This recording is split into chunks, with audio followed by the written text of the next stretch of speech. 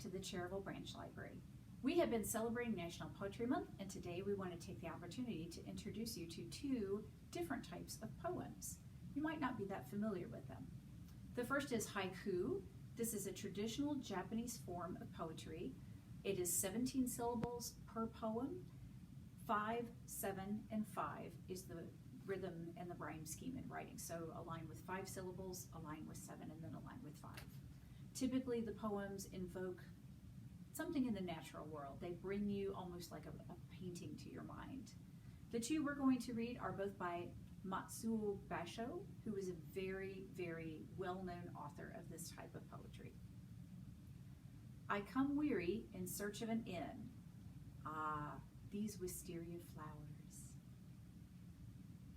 An ancient pond with the sound from the water of the frog as it plunges in. Did you see those in your mind?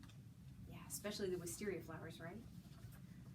Okay, so another type of short poem is actually a limerick. There was a poet, Edward Lear, who was very famous for this type of poetry.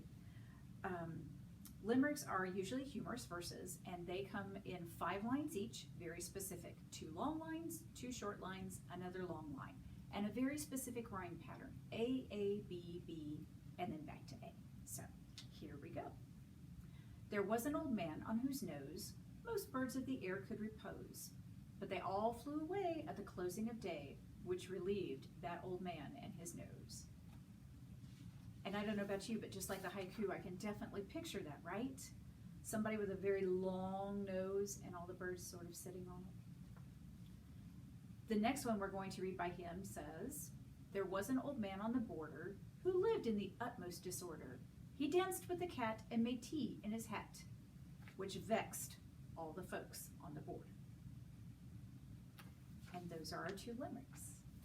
I hope you've enjoyed these very different and special types of poems. Please join us tomorrow as we read yet another poem to celebrate National Poetry